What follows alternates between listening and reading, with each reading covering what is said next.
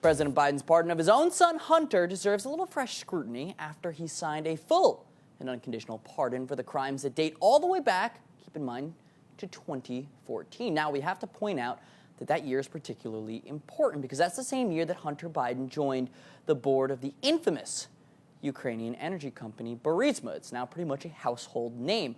Hunter Biden has been accused of peddling his father's name in direct connection for him to influence and leverage, particularly in Ukraine and China, while Biden was vice president under then-President Barack Obama.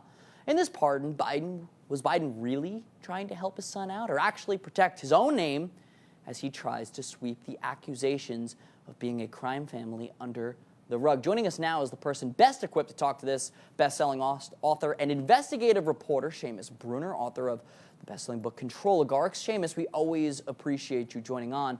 The big question that I have for you this, after looking at this broad, massive pardon, do you think this is really for Hunter or for Joe himself indirectly? Is it for both of them? What did you make of it? Hey, Dan, great to be with you. Yes, you nailed it. You took the first line. This is not just a pardon of Hunter. This is Joe pardoning himself, putting the gun charges and crimes to the side for a second, because those are the ones that were most aggressively pursued and conveniently the ones that were not leading to Joe. The tax charges, DOJ investigators say, were part of an influence peddling operation. This Ukraine money, all this money that Hunter got, millions and millions of dollars from Burisma, was probably, they say, possibly part of an influence peddling operation. You think, of course, it was an influence peddling operation. That's why Joe Biden said on camera, "You're not getting the $1 billion unless you fire the prosecutor." So yeah, it was a cover-up of Joe Biden's activities. Of course, it goes back to 2014 because that is conveniently outside the statute of limitations for basically every federal crime except maybe murder type activities. So a 10-year back blanket immunity, get out of jail free card for Hunter covers up every crime that Joe Biden is implicated in. And these are not just like the gun charges and even the tax charges. That's not what we're really talking about here. We are talking about Foreign Agents Registration Act. That was some of the implications, though Hunter was never charged with it. And that's basically lobbying for a foreign government, i.e. China or government-connected entities like Ukraine's Burisma.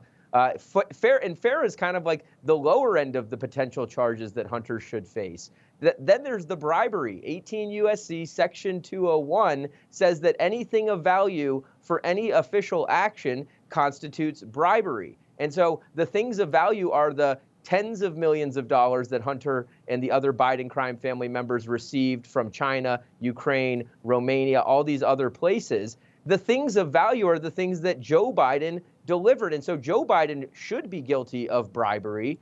This is what the House Oversight was investigating. They should have came up with impeachment charges long ago. But nonetheless, and then you get to the potential treasonous activities. I mean, I'm not accusing Joe Biden of treason, but what would you call selling out your country to its number one adversary, i.e. China? One of the deals that Hunter was involved in, the Henniges automotive deal, saw China's largest military contractor take over a Michigan-based manufacturing plant that made sensitive weapons-type technology. Hunter facilitated that deal. Joe Biden's government approved it. John Kerry, Barack Obama, all of these guys were involved in the Henniges automotive deal, and that's why the pardon goes back to 2014. They want to sweep it all under the rug. Seamus, given the breadth and how broad the timeline from this pardon is, do you anticipate or could we expect any more members of the Biden family to receive possible pardons? Because it seems as though the timeline here could be a bit of a tacit admission of some form of guilt from the president at this point. Do you anticipate that maybe a Jim Biden could receive a pardon or something of that sort? What do you think? I would be shocked if he didn't pardon more members of the Biden crime family network. Jim, Frank, Valerie Biden, his sister, she was not involved in, these same foreign activities, so I don't know that she needs a pardon.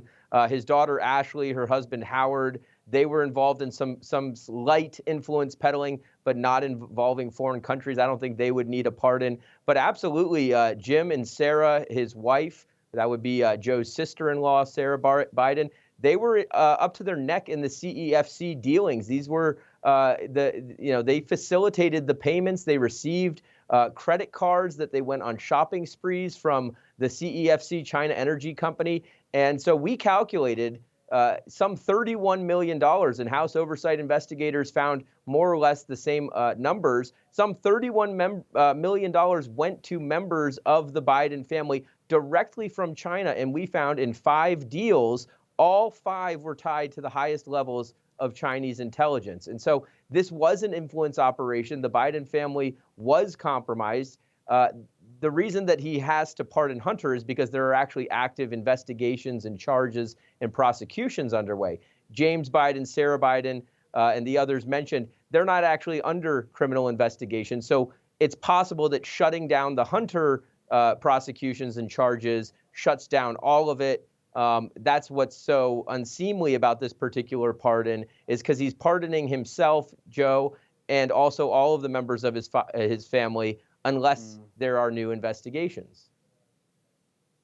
Seamus, now that we're coming to the end of the Biden administration, I want you to take a step back, knowing everything that you do about the president, his family, the things that they're alleged of. What do you think, in your own eyes, will be the lasting legacy of Joe Biden as he ultimately takes a bow away from American politics come this January? Well, it's a great question, Dan. I kind of came to terms a long time ago, years ago, that none of the Bidens would ever see the inside of a jail cell. And so that's a little disappointing, selling out your country to its number one adversary, China, making tens of millions of dollars from Chinese spies. You'd think that there should be some justice, and I still believe that there ought to be some justice. But the thing I will say, the lasting legacy is that they will go down as the most corrupt first family in American history. The biggest scandals, Watergate, all the way back to Teapot Dome, even the Clinton cash scandal, which we broke back in 2015 with the tens of millions and hundreds of millions of dollars to the Clintons. The Biden family out corrupted all of them. It is insane that $1.5 billion private equity deal from the Bank of China and in selling out American military suppliers to Chinese and getting prosecutors fired in Ukraine, all of it. This is the biggest story of corruption that's happened in our lifetimes and possibly American history. And that will be their legacy. And that is a form of justice. And Seamus, real quick, we're coming to the end of the segment real quick, but just looking forward towards the incoming Trump administration, obviously a lot of people, like you just said, this was really one of the most corrupt forms of justice that we've seen. Do you anticipate that the incoming president, the president-elect Donald Trump, can restore some form of justice and order to Washington, D.C.? Obviously, it's a tall task, but his record certainly is nothing to snuff at, and some of the cabinets, but what do you anticipate that President Trump can do to sort of right the ship in some sense? Yeah, I absolutely believe that Donald Trump can bring reform. The 2 agencies at play here, most important agencies, are the DOJ and the FBI. The Gates pick and now the Bondi pick are excellent picks for restoring integrity to the DOJ. And this is why the Biden story just perfectly shows why we need Kash Patel confirmed as FBI director. He needs to go in there. He needs to clean house. He needs to yank the security clearances of all of the intelligence operatives who have, who, for instance, the 51 who said that the Biden laptop was Russian disinformation. And he also needs to look at the FARA division, the Foreign Agents Registration Act of the DOJ and FBI is woefully understaffed and underfunded. And so this is the division that should be looking into things like selling out your country to the highest bidder, like with the CEFC dealings and with the Bohai Harvest dealings of Hunter Biden and James Biden.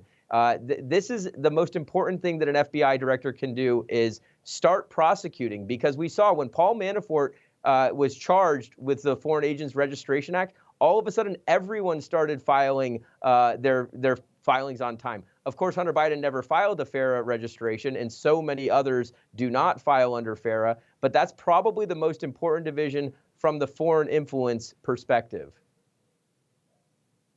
Seamus Bruner, thank you so much for joining here on Fine Point. We appreciate your time. We appreciate your insight. As always, Seamus, thank you so much, and happy belated Thanksgiving. Yeah, thanks, Dan, and Merry Christmas. Merry Christmas to you, too. Coming up, our viewers peer into their crystal ball and share what the future holds. It's time for Mark My Words. Next up.